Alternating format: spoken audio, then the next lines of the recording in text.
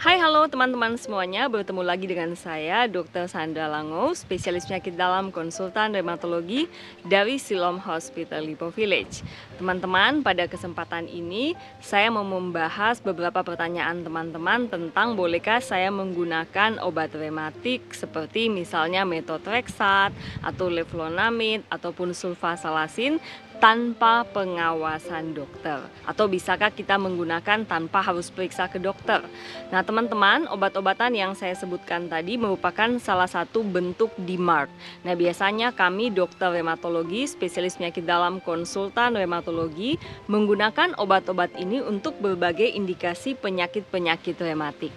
Misalnya rheumatoid arthritis, ataupun kita menggunakan juga untuk psoriatic arthritis, IBD related arthritis, ataupun pada ankylosing spondylitis dan banyak indikasi yang lain.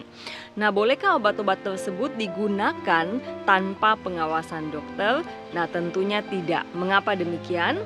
Obat-obatan yang saya sebutkan tadi sebenarnya bukanlah suatu obat yang baru, namun sudah lama digunakan untuk pengobatan penyakit-penyakit rematik. Ya memang cukup aman, namun pada beberapa kondisi ada beberapa side effect yang kita harus waspadai. Itu alasannya mengapa teman-teman tidak boleh konsumsi obat-obatan tersebut tanpa pengawasan dokter. Contohnya yang pertama adalah methotrexate. Nah teman-teman, kalau teman-teman mengonsumsi methotrexate, tentunya dokter akan meminta teman-teman untuk melakukan pemeriksaan darah secara berkala. Nah kenapa harus melakukan pemeriksaan darah secara berkala? Karena ada beberapa hal yang harus diawasi. Misalnya dokter harus melihat jangan sampai terjadi penurunan sel darah putih atau leukosit, karena ini merupakan salah satu side effect dari methotrexate. Nah, kemudian bisa juga terjadi gangguan fungsi hati atau gangguan fungsi ginjal.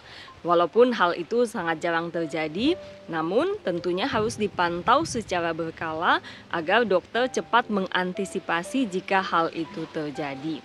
Nah, itu alasannya teman-teman kenapa tidak boleh konsumsi obat-obatan DMARD tanpa pengawasan dokter. Nah, alasan yang pertama tadi adalah berkaitan dengan efek samping. Nah, alasan yang kedua adalah berkaitan dengan pemantauan aktivitas penyakit. Nah, kalau teman-teman mengonsumsi obat tanpa pengawasan dokter, tidak ada yang mengawasi aktivitas penyakit teman-teman. Jadi misalnya dosis obat tidak dinaikkan dan penyakitnya masih tetap aktif, teman-teman masih bengkak sendinya dan masih nyeri. Nah, ini tentunya bukan suatu metode pengobatan yang baik.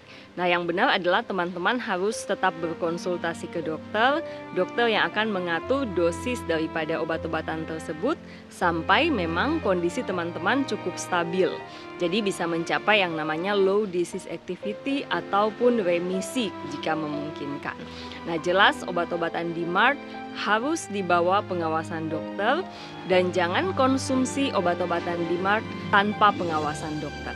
Nah, ada satu hal yang juga penting adalah beberapa kali saya menemukan ada pasien-pasien yang minum obat DMARD tanpa pengawasan dokter dan kemudian hamil dengan obat-obatan yang sebenarnya tidak aman untuk dikonsumsi selama masa kehamilan. Nah, kalau teman-teman mendapatkan obat-obatan DMARD dari dokter yang merawat, nanti dokter bisa mengatur dan merencanakan kehamilan bersama dengan teman-teman sekalian. Karena memang ada beberapa obat tertentu yang harus dihentikan dengan jangka waktu bahkan beberapa bulan sebelum teman-teman memulai proses atau merencanakan kehamilan. Demikian penjelasan saya, semoga bermanfaat. Tetap konsumsi DMARD di bawah pengawasan dokter.